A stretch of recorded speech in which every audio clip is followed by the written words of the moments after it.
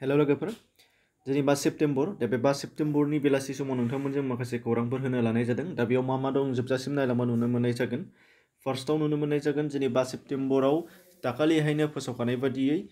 59थि फोरोंगिरि सानजों लोब्बा लाखिनानै बर' मिडियाम आरो गुबुन थागिबि हारिफोरनि रावनि थाखाय आलादा डाइरेक्टरेट होनाय जाबाय बिथां ममता हजाइखौ नोंथांमोना नुनो मोननाय जादों सावगारियाव दा बेखौ दिनैहाय फोसावनानै होनाय जाबाय 5 सेप्तेम्बर फालिनाय आसाम सरकारनि जिहेतु शंकरदेवआव कलाक्षेत्रआव जादोंमोन दा बे हिसाबै बेयाव मोननो हानाय जाबाय जोङो दिनैनिफ्राय दा बेयाव नुनो मोननाय जागोन नेक्स्टआव बिटिआरनि गोरोबथानि उनाव नेशनेल गेम्सआव आसामनि सिङाव थानानैबो आलादायै बिटिआर ओनसोलनिफ्राय गेलेनायाव बाहागो लानो हानाय जाबाय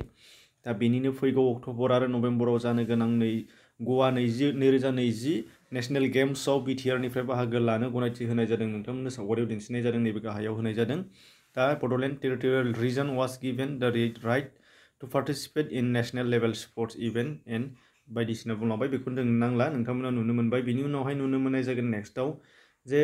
जरहाटनि डक्टर जे.एल. शइकिया हमिय'पेथिक मेडिकेल कलेजाव हाबा मावबाय थानाय डक्टर राहुल बसुमतारी बिथांखौ गावनि रुमावनो सोरबाया बुथारनानै गालांदों होनदों दा खौरांनि बादिब्ला दासिम दायनिगिरिखौ मोननाय जायाखै नाथाय उनावलागै मोननो हाबा नोंथांमोननि सिगाङाव दिन्थिनानै होनाय जागोन दुखुनि बाथ्रा बेबायदि जाथाय जानाया जोङो नाथाय दा अदेबानि गुदि खिथा मिथिनो मोननाय जाथ'वाखै बिथांखौ उदालगुरि जिल्लानि होननानै मिथिनाय जादों बिनिफ्राय नुनो मोननाय जागोन फैगौ 12 सेप्तेम्बरनिफ्राय गासै 80था ट्रेनफोरा गोदानै खारबावसिगोन होनदों दा बेनि थाखाय रिजार्भ खालामनाया 10 सेप्तेम्बरनिफ्राय जागायगोन होनदों जायखौ प्रेस ट्रास्ट अफ इन्डियाया फोसावनानै होदों नोंथांमोना नुनो मोनदों स्क्रिनशट दिन्थिनानै होदों आङो बेनिफ्राय नाम्बार 5आव दङ आसाम पुलिसनि एसआइ हठात साब इन्सपेक्टरनि एडमिट कार्ड होनाय जाबाय दा बियो बबेनि बा माब्लानि आरो माब्ला जागोननि माब्ला एप्लाइ जानायमोन दा बेफोर गासै डिटेल्सखौ नोंथांमोना बाहाय दिन्थिना होनाय जादों अफिसियेल जिहेतु फोसावनाय दा बे बेलायाव नुनो मोननाय जागोन नोंथांमोना नुदों थांनाय 2018 मायथाइनि एप्रिल दानाव फोसावनाय जाय एडभार्टाइजमेन्ट बेनिनो मोनसे एडमिट कार्ड होनाय जाबाय दा बे एडमिट कार्डनि रिटेन एग्जामा जागोन होनदों बाहाय नोंथांमोना नुनो मोननाय जादों 20 सेप्तेम्बराव बे मासनिनो 20 सेप्तेम्बराव जागोन होनदों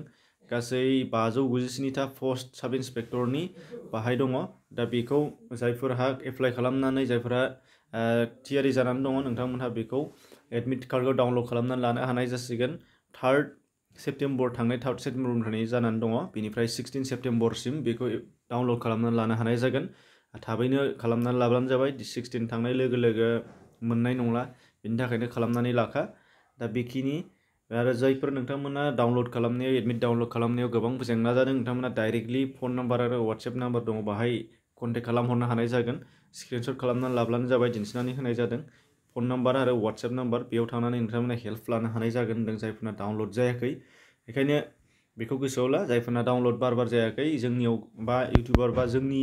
आंनि बे भिडिअ कमेन्ट खालामहरबाय थायालासेनो नोंथांमोना बाहायनो डाइरेक्टलि सोंहरनो हानाय जागोन जायफोरना डाउनलडआव प्रब्लेम देखायगोन दा बेखिनि एसेनोसै गुबुन खौरांफोरखौ नोंथांमोना उननि समाव नुनो मोननाय जागोन गोजोन्थों